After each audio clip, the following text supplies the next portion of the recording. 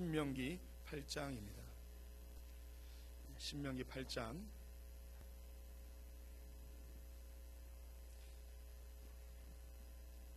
구약성경 274쪽입니다. 신명기 8장 1절부터 10절의 말씀을 한 절씩 교독하시겠습니다.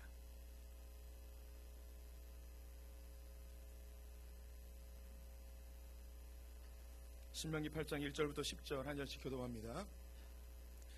내가 오늘 명하는 모든 명령을 너희는 지켜 행하라. 그리하면 너희가 살고 번성하고 여호와께서 너희의 조상들에게 맹세하신 땅에 들어가서 그것을 차지하리라. 내 하나님 여호와께서 이 40년 동안에 내게 광야길을 걷게 하신 것을 기억하라.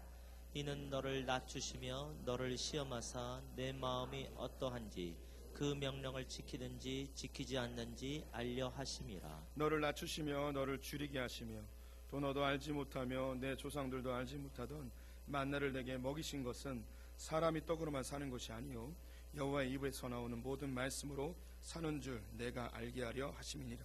이 40년 동안에 내 의복이 헤어지지 아니하였고 내 발이 부르트지 아니하였느니라. 너는 사람이 그 아들을 징계함 같이 내 하나님 여호와께서 너를 징계하는 줄 마음에 생각하고 내 하나님 여호와의 명령을 지켜 그의 길을 따라가며 그를 경외할지니라. 내 하나님 여호와께서 너를 아름다운 땅에 이르게 하시나니 그것은 골짜기든지 산지든지 시내와 둔천과 샘이 흐르고 밀과 보리의 소산지요 포도와 무화과와 석류와 감람나무와 꿀의 소산지라. 내가 먹을 것에 모자람이 없고 내게 아무 부족함이 없는 땅이며 그 땅의 돌은 철이요 산에서는 동을 캘 것이라. 내가 먹어서 배부르고 내 하나님 여호와께서 옥토를 내게 주셨으므로 말미암아 그를 찬송하리라. 아멘. 오늘 이 아침에도 주님의 보좌 앞으로 나오신 성도님들에게 하나님의 큰 은혜와 축복이 함께 하시기를 축원드립니다. 우리 옆 사람에게 반갑게 인사하겠습니다. 하나님은 당신 편이십니다. 네, 잘 오셨습니다. 우리는 2016년 한 해를 말씀과 가까이 하는 한 해로 정하고 달고 오묘한 그 말씀을 하나씩 하나씩 찾아가는 중입니다. 오늘 벌써 이제 두 번째 주가 되었는데요. 성도님들 한 해를 시작하며 말씀 읽기를 얼마나 다짐하셨는지 모르겠습니다. 좀 실천을 해나가고 계시는지요. 우리 지난 시간에 말씀의 기능, 효능에 대해서 세 가지를 보았습니다. 첫 번째는 하나님의 말씀을 우리를 구원에 이르게 하는 지혜가 있습니다. 우리 예수 그리스도를 영접함으로 인해서 구원을 시작한 것이고 완성은 되지 않았습니다. 우리 인생 과정 속에서 이 삶의 여정을 통하여 이 구원이 완성되어져 가는데요. 사단은 에덴 동산에서부터 끊임없이 하나님의 백성들을 하나님으로부터 단절시키기 위하여 끊임없이 미혹하고 유혹하였습니다. 특별히 말씀을 의심케 하고 말씀을 왜곡하여서 하나님으로부터 단절시키는 일을 하였죠.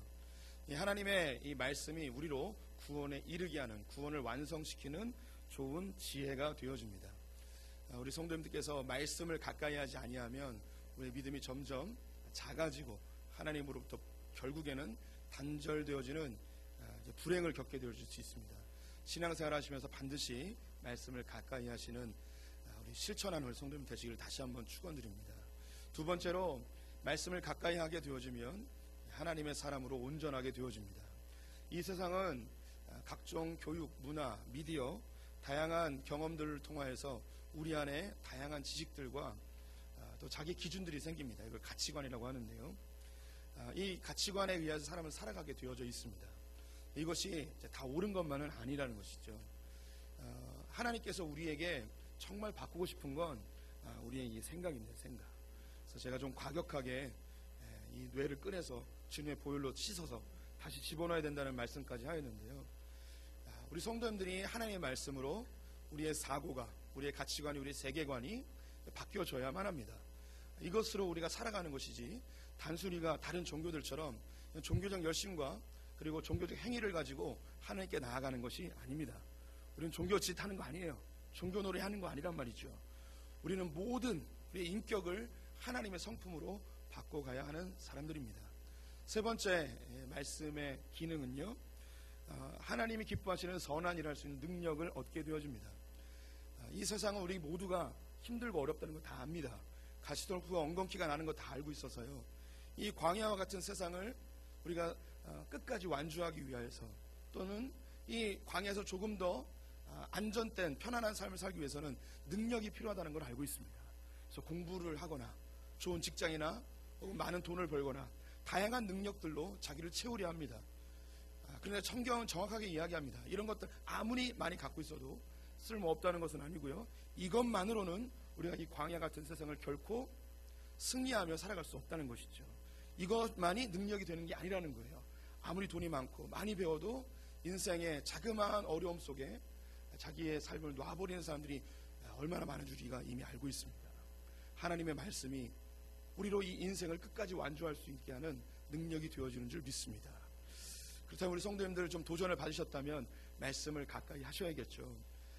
우리가 말씀을 가까이 하는 방법 4가지 정도로 말씀드릴 수 있는데요.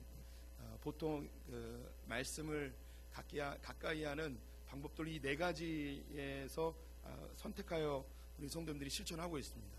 읽기, 쓰기, 듣기, 묵상, 이 4가지로 구분할 수 있습니다. 이번 주부터 이 4가지를 하나씩 우리 성도님들에게 소개하면서 실천하기를 권면드리고 싶습니다. 읽기, 쓰기, 듣기, 묵상, 이 4가지인데요. 오늘 첫 번째 읽기에 대해서 말씀드리겠습니다. 읽기는 2종류로 나눌 수 있습니다. 우리가 흔히 이야기하는 성경을 통독하는, 그냥 읽는 것입니다. 두 번째는 깊이 읽는 방법이 있습니다. 제가 우리 성도님들에게 통독보다는 깊이 읽는 이 성경 읽기를 권면드리고 싶습니다.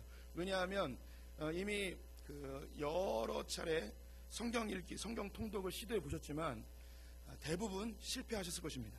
성경을 처음부터 끝까지 읽어보신 분들이 우리 가운데 제가 장담하겠습니다. 10%가 안 됩니다. 그냥 교회를 열심히 다닌 것 같고 30년, 40년 다녀도 성경을 처음부터 끝까지 읽어보신 분이 그렇게 흔치 않아요. 그럼에도 불구하고 교회를 열심히 다닌 건 온전히 주님의 은혜인 줄 믿으시기 바랍니다. 말라기가 어디 있는지 모르고 스가랴, 학계, 오바댜, 오바댜가 성경인가? 이 생각하는 분들도 있을 거예요. 어디 있는지 몰라요. 저도 잘 못 찾겠어요. 성경 읽기 그냥 무작정 통독을 하게 되면 성경의 맥도 잡히지 않고 그냥 스쳐 지나가는 구절들이 너무 많아요. 그래서 깊이 읽기에 대해서 잠깐 설명을 드리겠습니다. 성경 읽을 때에 성경만 피지 마시고 옆에 노트와 필기구를 함께 준비해 주시면 좋겠습니다. 그래서 이 필기구도 뭐 색깔 하나 볼펜 이거 말고요, 빨강, 파랑, 형광펜, 녹색, 노란색, 뭐 분홍색 뭐 이런 거 준비하셔서 그냥 줄구면서 하세요. 내게 마음에 와닿는 거, 저는 어떻게 했냐면요, 대사는 형광펜으로, 마음에 와닿는 건 빨간색으로 뭐 이렇게 했습니다. 목표가 뭐였냐면 성경 모든 페이지를 열었을 때에 줄을 긋거나 형광펜 자국이 있게끔 하는 게 제 목표였습니다. 담임 목사 따라하면 손해보지 않습니다. 한번 해보세요. 그냥 해보는 거예요. 그 다음에 노트는 왜 준비하였는가, 노트에다가 내가 뭘 읽었는가를 장을 쓰세요. 그리고 성경에 보면 제목이 달려 있어요. 이건 출판사에서 제목을 달아놓은 게 아니고요, 우리 믿음의 선배들이 성경을 깊이 읽으면서 이 제목을 직접 단 거예요. 이 차곡차곡 쌓여서 이렇게 된 거예요. 그러니까 이 성경을 깊이 읽게 되면 이 단락에서 하나님이 이야기하고 싶은 제목과 주제가 발견되어지고 핵심 구절들이 나옵니다. 그러면 제목을 쓰고 핵심 구절을 찾아내는 것이죠. 제가 왜 이렇게 말씀드리냐면 저도 통독을 여러 번 해봤어요. 근데 통독을 해도 머리에 잘 남지 않더라고요. 그래서 깊이 읽기를 시도하였고 믿음의 선배들이 이것들을 다 했다는 걸 알게 되었습니다. 제가 했던 것 증거 자료로 2가지만 보여드리도록 하겠습니다. 지금도 제 책상에 놓여져 있습니다. 저건 욥기를 한 건데요, 욥기 1장을 읽고서 핵심되어지는 내용들을 정리하고 빨간색은 중요 구절들을 정리하였습니다. 다음은 시편입니다. 시편은 별로 적을 게 없어요. 그냥 마음에 와닿는 성경 구절들을 기록하면서 이 장에서 무엇을 이야기하는지 하나님의 마음을 배우는 시간을 가졌습니다. 이게 성경 읽기예요. 깊이 읽는 거예요. 여기서 마음에 와닿는 성경 구절을 쓴 다음에 그 밑에 내가 깨달은 것들을 옆에다 기록하게 되면 이것을 뭐라 이야기하느냐, 묵상이라고 이야기하는 거예요. 하나님께서 우리에게 성경을 읽을 때에 통독이 중요한 게 아니고요, 쓰는 것도 중요한 게 아니고 듣는 것도 중요한 게 아닙니다. 결국 주님이 하고 싶은 게 뭐냐면 이 말씀이 내 삶 가운데 역사할 수 있도록 주야로 묵상하는 단계까지 이르게 하는 거예요. 우리 성도님들하고 올해 제가 하고 싶은 게 뭐냐면 성경을 묵상하는 단계까지 제가 조금이나마 인도해 드리는 거예요. 제가 소망하기는 우리 소풍의 성도님 중에 10분의 1이라도 이 1년 동안 묵상하는 것이 얼마나 달고 오묘한지 그 단계까지 이르게 하는 게 제 목표라는 것이죠. 주님은요, 그냥 단순히 읽는 게 우리에게 제시하는 게 아닙니다. 묵상은 하나님께서 주신 말씀을 가지고 내 사고를 바꾸는 거예요. 가치관을 바꾸기 위해선 소가 되새김질을 하듯이 이 말씀으로 주야로 묵상하여 내 삶에 일어나는 모든 삶의 상황을 하나님의 말씀으로 비추어 보는 거죠. 처음엔 쉽게 되지 않아요. 차곡차곡 쌓이면서 내 삶 전체를 하나님의 시각으로 바라볼 수 있는 훈련을 해야 됩니다. 우리 자녀들에게 성경을 많이 읽으라고도 이야기하고 성경을 함께 읽는 분들도 있습니다. 저는 우리 아이들과 이 작업을 아직까지 한 번도 하지 않았습니다. 이제 제 큰아들이 이제 중학생이 됩니다. 제가 이때까지 기다렸어요. 그래서 큰아들에게 얘야, 네가 중학생이 되면 아빠하고 두 가지를 해야 된다. 첫 번째는 말씀 함께 묵상해야 될 것이고, 그리고 금요 기도회 때 설교 끝나면 놀러 갔는데 이제 기도해야 된다. 이 두 가지를 알려줬어요. 이제부터 시작이에요. 왜 제가 지금까지 아이에게 성경을 읽으라는, 목사면 그렇게 읽도록 시켜야 되잖아요. 그걸 안 시켰어요. 왜냐하면 성경 읽어서 뭐 하겠냐는 거예요. 제가 그 주일학교 세미나를 가면 종종 그런 질문을 해요. 우리 아이들이 성경을 안 읽는다고, 어떻게 하면 성경을 읽을 수 있게 하냐고. 그래서 제가 물었습니다. 성경을 왜 읽히고 싶으십니까? 그러면 대부분의 부모님이 이렇게 대답합니다. 성경을 읽으면 애들이 똑똑해지기 때문이죠. 제가 이렇게 대답합니다. 읽히지 마세요. 네, 성경 읽어도 안 똑똑해집니다. 저를 보십시오. 이렇게 이야기했습니다. 우리 성도님들 혹시 성경을 통해서 똑똑해지길 바라신다면 성경을 차라리 읽히지 마시고 Y책이나 위인전을 읽히시기 바랍니다. 참고서를 하나 더 하나 풀게 하세요. 성경의 말씀은요, 우리의 사고를 바꾸는 거예요. 말씀을 가지고 내가 이 세상을 어떻게 바라볼지 그걸 계속해서 주야로 묵상해야 되는 것이죠. 우리 성도님들이 자녀들에게 해야 될 게 뭐냐면 말씀을 읽히는 거 굉장히 가치 있는 일입니다. 하지만 이 말씀을 가지고 나의 삶을, 세상을 어떻게 바라봐야 할지 이 단계까지 인도해 주셔야 하는 거예요. 유대인들이 탈무드라는 게 있는데요. 유대인들은 탈무드만 읽고 성경을 안 읽는 게 이게 문제인데, 탈무드가 왜 형성되어지게 됐냐면 말씀을 가지고 세상을 바라보는 눈을 형성시키기 위하여 그걸 정리한 게 탈무드가 된 거예요. 그래서 유대인들이 지혜로워진 거지, 단순히 성경만 달달달 외운다고 암기력은 좋아질지라도 세상을 바라보는 성경적 세계관은 형성되지는 않는다는 것이죠. 또 한 가지, 성경 읽는 방법, 통독이 있습니다. 근데 통독이 이게 쉽지가 않아요. 재미가 없거든요. 창세기 출애기까지가는 읽을만 한데 시내산에 도착한 다음부터 우리도 헤매버려요. 어디로 가야 될지 몰라서 거기서 중단해버리는 경우들이 많이 있습니다. 그래서 믿음의 선배 중에 맥체인이라는 분이 목사님인데요, 19세기 스코틀랜드에서 목회를 하셨던 분입니다. 이분이 성경을 조금 더 재미있고 쉽게 그리고 효과적으로 읽을 수 있는 방법으로 맥체인 성경 읽기표를 만들어 주셨어요. 제가 가지고 나왔는데요, 우리 성도님들에게 무료로 나눠드리겠습니다. 그런데 100장밖에 인쇄를 안 했습니다. 정말 읽으실 분들만 받아가시기 바라고요. 얼굴 표정들이 필요 없다는 표정들인데 종이만 버렸네요. 주여. 홈페이지 자료실에도 다운로드 받을 수 있게끔 하였고요. 인터넷에서 뭐 검색하면 쉽게 찾을 수 있습니다. 그래서 하루하루 성경을 읽어가시면서 성경 통독, 성경을 가까이 하시는 분들 되시기를 축원드립니다. 이렇게 이야기했는데, 그러면 목사님 성경을 읽으면 우리에게 무슨 유익이 있습니까? 라는 질문을 하겠죠. 오늘 읽은 신명기 8장은 지난 시간에 절반을 하였고 이제 오늘 그 뒷부분을 이야기할 텐데요. 하나님께서 이스라엘 백성들에게 너희들이 가나안 땅에 들어가게 되어졌을 때에 하나님 말씀대로 잘 살아라. 그러면 너희들이 이러이러한 복을 받을 것이다 라고 알려주었습니다. 이 7절부터 10절의 말씀은 이스라엘 백성이 너무너무 좋아하는 성경 구절입니다. 그래서 노래를 만들었는데요, 아름다운 땅의 노래라는 이스라엘의 오래된 민요가 있습니다. 이 구절이 너무너무 좋은 거예요. 그래서 우리가 하나님의 말씀을 가까이 하였을 때 얻게 되어지는 유익 세 가지를 함께 보겠습니다. 첫 번째 7절 말씀을 함께 읽어보도록 하겠습니다. 7절 함께 읽겠습니다. 내 하나님 여호와께서 너를 아름다운 땅에 이르게 하시나니 그것은 골짜기든지 산지든지 시내와 분천과 샘이 흐르고, 하나님의 말씀을 잘 따라 살면 그 땅에서 시내와 분천과 샘이 흘러나온다고 이야기하고 있습니다. 성경에서 물은 큰 기쁨을 상징합니다. 우리가 오늘 불렀던 찬송 중에 하나님 주신 책은 귀하고 중하신 말씀일세 그 중에 예수가 날 사랑한다면 참 기쁘고 즐겁도다, 이 찬양이 있습니다. 주님의 말씀 가운데 나를 사랑하시고 나를 위하시고 나를 위해 싸우시는 그 하나님을 경험함으로 큰 기쁨과 즐거움을 누리게 되어지죠. 여기서 흐르다는 것은요, 강물처럼 흐른다는 의미보다는 솟아오른다는 그런 의미가 있습니다. 이스라엘 땅은 특이한 지형 구조를 갖고 있는데요, 위쪽에 헐몬산이 있습니다. 2600m 되어지는 만년설이 있는 높은 산인데요, 봄이 되어지면 이 눈이 녹아서 물이 쫙 흐릅니다. 아주 폭포수처럼 물이 흘러와요. 근데 이 이스라엘 지역은 위쪽은 화강암 지역이고 밑에 지역은 석회암 지역이어서 물이 내려오다가 갑자기 석회암 지역에서 땅속으로 확 들어가 버려요. 그래서 이스라엘 보면 위쪽은 푸르른데 밑에는 광야예요. 왜 이런 일이 있냐면 지형이 달라서 그래요. 그래서 이 지하수로 흘러가는 이 물이 이 갈라진 이 틈으로 이게 확 솟아오를 때가 있어요. 그게 분천이 되는 거예요. 이게 샘이 되는 겁니다. 그래서 이 하나님께서 우리 안에 광야와 같은 나의 메마른 삶 가운데 주님의 말씀이 내 안에 확 들어오면 나도 모르는 기쁨이 나를 휘감을 때가 있어요. 우리가 찬송과 예배 가운데서도 기쁨을 누리지만 말씀을 통해서 주님이 나를 이만큼 사랑하시는구나, 주님의 계획이 이런 거였구나, 주님이 나를 위하여 지금 싸우시는구나, 나의 삶을 이렇게 인도하시는구나, 이런 것을 깨달음을 인하여서 감출 수 없는 기쁨이 우리 안에 용솟음치는 것을 경험하는 분들이 많이 있습니다. 우리 성도는 이 기쁨을 누리셨으면 좋겠어요. 그런데 이 물이 상징하는 게 기쁨과 더불어 더 중요한 게 있습니다.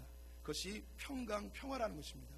성경 구절 이사야서 48장 21절 22절을 같이 읽겠습니다. 함께 읽습니다. 여호와께서 그들을 사막으로 통과하게 하시던 때에 그들이 목마르지 아니하게 하시되 그들을 위하여 바위에서 물이 흘러가게 하시며 바위를 쪼개사 물이 솟아나게 하셨느니라. 여호와께서 말씀하시되 악에게는 평강이 없다 하셨느니라. 하나님께서 이 물과 함께 병행구절로 보여주시는 게 평강이라는 거예요. 하나님의 말씀대로 사는 자들에게는 풍성한 물이 흘러가지만 그렇지 아니한 자들에게는 평강이 없다는 것이죠. 그래서 우리 찬송가 중에 내게 강 같은 평화, 그래서 하나님의 이 물은 평화를 의미합니다. 주의 말씀이 왜 우리에게 평화가 되어지는가? 혼란한 시대 가운데, 목마른 세대 가운데 하나님의 말씀이 우리 안에 터져나오게 되어지면 우리가 해갈이 되어지고 그 가운데 하나님의 질서가 잡히는 거예요. 어지러웠던 곳에 하나님의 질서가 임함으로 평강이 임합니다. 평화는요, 잠잠하고 조용하고 이게 평화가 아니에요. 평화는 하나님의 질서로 통치되어질 때 이게 평화입니다. 우리가 쉽게 이 세상이 혼란하게 되어질 때 언제냐? 범죄가 많을 때예요. 그러면 이 범죄가 많은 이유는 법이 잘 지켜지지 않기 때문이죠. 평화가 언제인가? 법으로 잘 지켜지는 때가 평화입니다. 그래서 우리의 삶 가운데 많은 가치관과 여러 진리들이 우리에게 막 쏟아져 오는 세대에 살고 있습니다. 무엇이 진짜인지 모르는 때이죠. 혼란스러워요. 삶의 여러 문제들에 대해서 이걸 해결하기 위해 이 사람 저 사람 찾아다니고 이 방법 저 방법 사용해 보지만 정작 우리 안에 질서는 잡히지 않는 것을 보게 됩니다. 그때에 하나님의 말씀이, 솟아오르는 주님의 말씀이 우리의 삶의 질서를 확 잡아주는 때가 있어요. 그냥 한 방의 주의 말씀으로 모든 고민이 끝나버리는 때가 있습니다. 성경의 주의 말씀으로 평화가 임하는 장면들이 많이 있는데 성경 한 구절 보겠습니다. 예레미야 2장 13절 말씀 같이 읽습니다. 내 백성이 두 아가지 악을 행하였나니 곧 그들이 생수에 근원된 나를 버린 것과 스스로 웅덩이를 판 것인데 이것은 그 물을 가두지 못할 터진 웅덩이들이니라. 우리가 광야와 같은 세상을 살고 있어서 삶의 문제, 즉 우리의 목마름이 생길 때가 있습니다. 갈급함과 갈증이 생길 때가 있어요. 이때 우리가 하나님의 진리의 말씀으로 이 갈증을 해결하기보다는 다른 방법을 찾을 때가 많이 있습니다. 하나님 이것에 대해서 굉장히 불쾌하셨습니다. 내가 진리를 너에게 주고 싶은데 왜 다른 곳에서 자꾸 물을 찾냐고. 우리 성도님들, 전문가의 의견을 듣는 거 굉장히 중요합니다. 하지만 그것보다 먼저 하나님께 나아가서 주님이 우리에게 뭐라고 말씀하시는지 말씀을 가까이 하고 듣는 분들이 되셨으면 좋겠습니다. 성경에 나오는 많은 믿음의 선배들이 공통적으로 한 게 있어요. 상황은 다 달라요. 문제는 다 다양했어요. 하지만 동일한 것, 문제 앞에서 하나님께 나아가 주님 이 문제를 어떻게 해결하면 좋겠습니까? 주께 묻는 자들이 되었다는 것이죠. 우리 성도님들의 삶에서도 하나님의 말씀으로 질서가 잡히고 평강을 누린 분들이 많이 있을 것입니다. 제 이야기 하나 해드리도록 하겠습니다. 대학 1학년 때 저는 벅찬 가슴을 가지고 CCC라는 선교단체에 들어가게 되었습니다. 대학을 간 가장 큰 이유 중에 하나가 이 CCC에서 훈련을 받기 위해서였습니다. 근데 처음에 들어가는데 제가 생각했던 것과 조금 다른 점들이 많이 있었습니다. 그것이 무엇이었냐면, 저는 예수님의 제자가 되고 싶고 성경을 알고 싶고 복음을 전하고 싶은데, 그 단체에 있다 보니까 어쩔 수 없이 그 단체가 요구하는 형태들을, 또 그들이 이야기하는 정신을 배워야 하는 거예요. 그래서 이대로 따르지 아니하면 내가 뭔가 믿음이 없는 사람인 것처럼 그렇게 평가받는 것을 보게 되었습니다.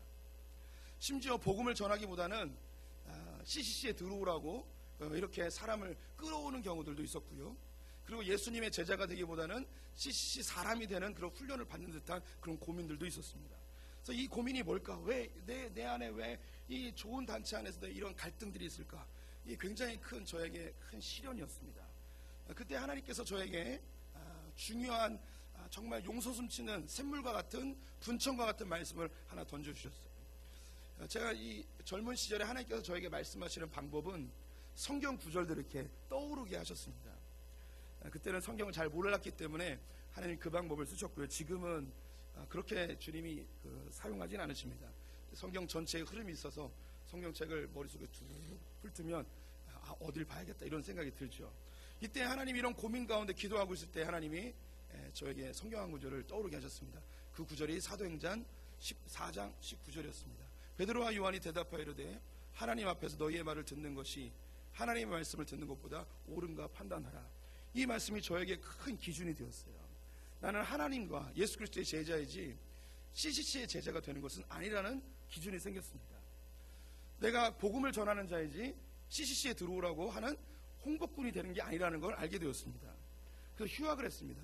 그리고 내 신앙을 다시 한번 주님 앞에 점검하는 시간이 필요했죠. 군대를 갔다 와서 학교에 복학하였을 때 CCC에 갔을까요? 안 갔을까요? 갔습니다. 전 CCC를 사랑했거든요. 좋아했어요. 믿음의 형제들과 함께 캠퍼스 생활하는 게 너무너무 좋았습니다. 근데 들어가면서 각오한 게 있습니다. 나는 CCC로 들어가되 나는 CCC 사람이 되지는 않겠다. C맨이라고 그러거든요. C맨이 되지는 않겠다.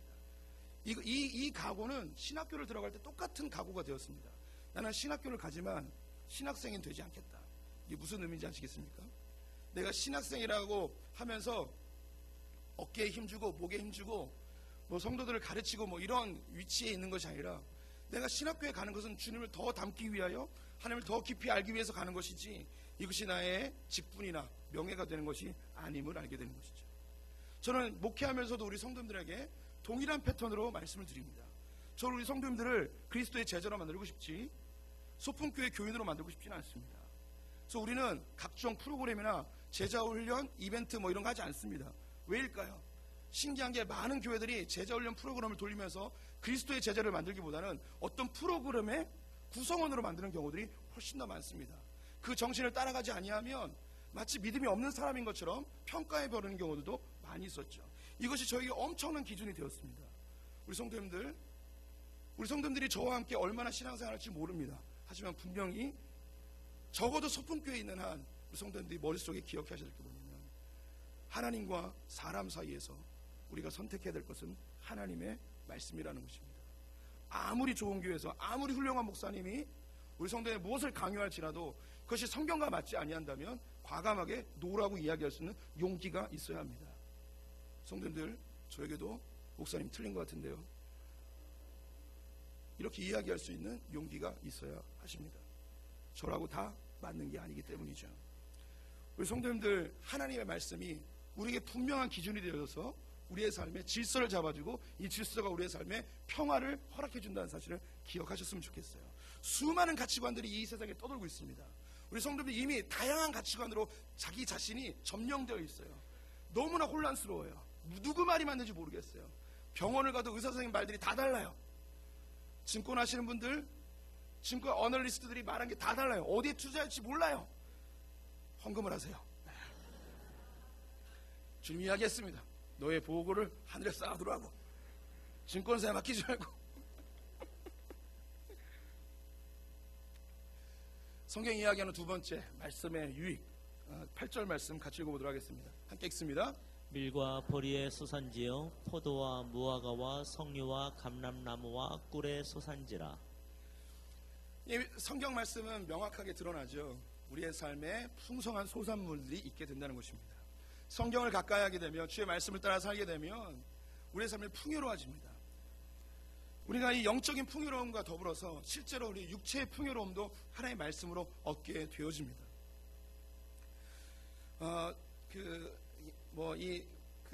하나님의 말씀으로 우리 육체가 실제로 경제적인 것이 풍요로워진 것이 가장 좋은 증거는 접니다.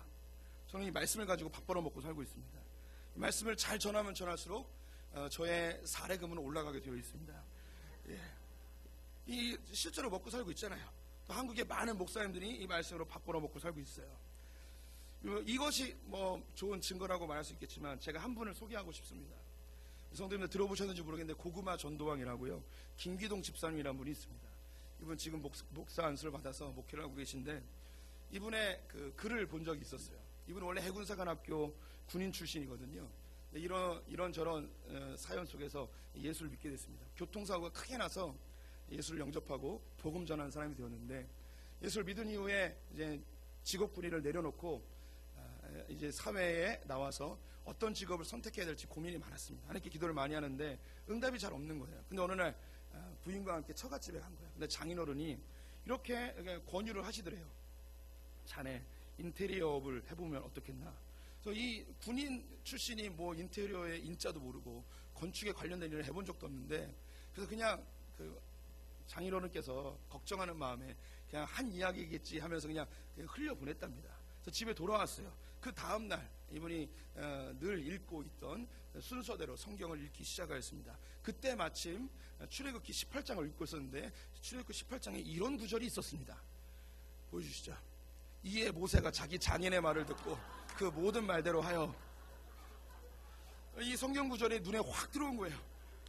그래가지고 이 김기동 집사님이 이 주님께서 장인의 말을 들으라고 하시는구나.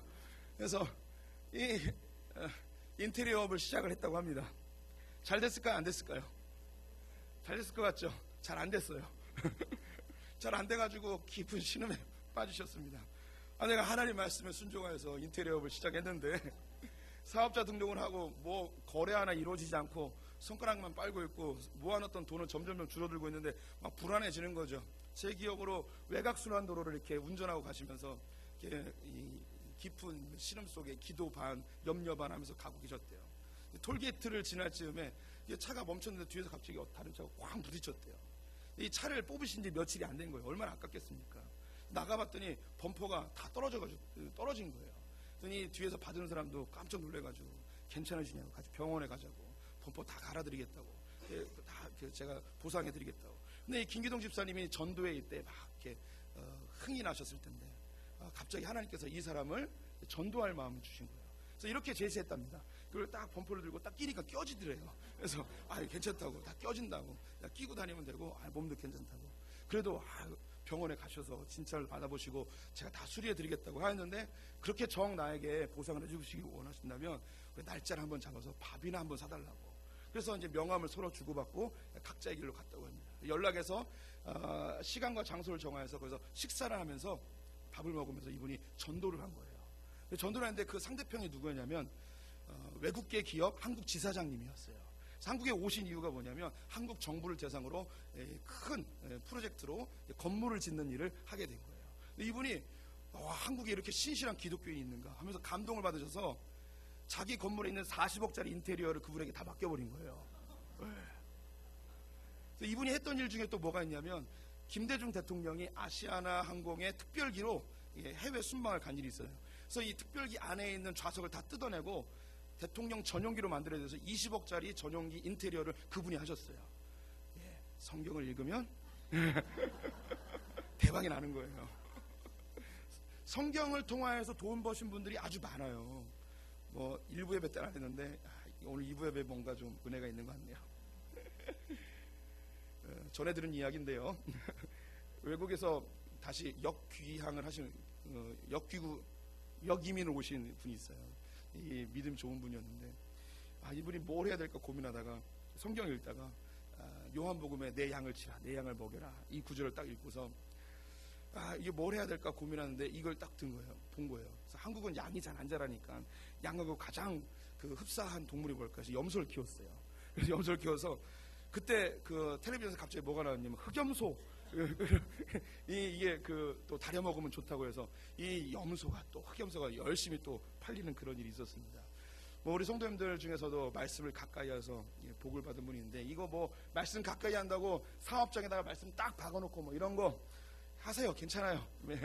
그런 것도 괜찮지만 정말 우리 안에 있는 하나님의 말씀으로 나를 정비하는 거예요. 우리 성도님들 세상에서 부유해지고 혹은 돈을 일확천금을 버신 분들의 공통점이 있어요. 뭐냐면 이 세상의 방법 외엔 다른 방법을 사용하는 거예요. 근데 그 방법이 정말 옳은 줄 알고 그렇게 다 따라가요. 네, 소수의 몇 퍼센트 사람만이 그렇게 성공을 하고 대부분은 그대로 따라갔다가 다 망합니다. 하나님 우리에게 질서를 요구하는 거예요. 하나님의 방법으로 살게 되면 큰 대박은 안 칠지 모르겠지만 우리의 삶에 손해보지 않고 하나님 주신 것 차곡차곡 쌓아가며 우리의 수고하고 땀 흘린 것에 대한 대가를 주님께서 분명히 줄 줄 믿습니다. 하나님의 말씀은 우리의 삶의 기준이고 질서예요.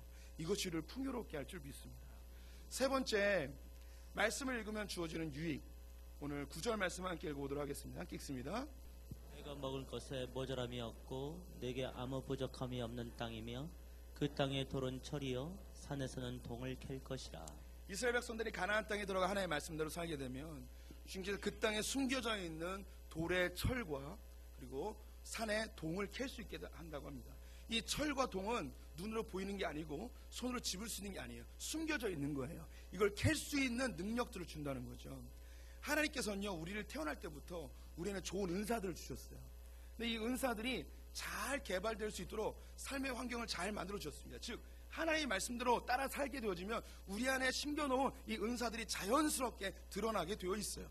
그래서 서양 기독교의 역사를 보게 되면 성경을 통하여서 그들이 갖고 있는 은사들이 개발되어져 음악, 문학, 미술, 연극, 철학, 사상, 과학, 의학 이 모든 것들이 성경을 기반으로 하여 풍성하게 일어나는 것들을 우리가 알고 있습니다. 우리가 작년에 교회의 권위라는 주제를 가지고 이 역사 가운데 하나님이 성경을 통하여 얼마나 풍성한 것들을 허락해 주셨는지 우리가 이미 보았습니다. 이 모든 것들이 성경 안에 있는 거예요. 우리 성도님들 이미 교회 생활하면서 내가 예전에 알지 못했던 하나님이 숨겨놓은 귀한 은사들이 나를 통하여 드러나는 것을 보시게 될 것입니다.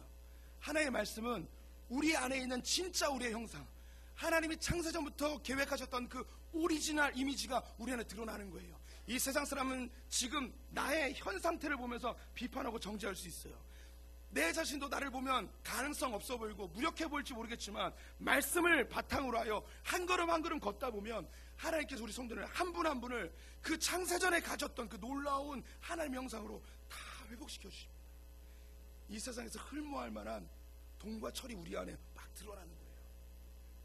하나님의 말씀 안에서 귀한 아이디어를 얻어낸 사람들이 세상에 너무나 많습니다. 그 중에 한 분을 제가 영상으로 소개시켜 드리고 싶습니다. 함께 보겠습니다.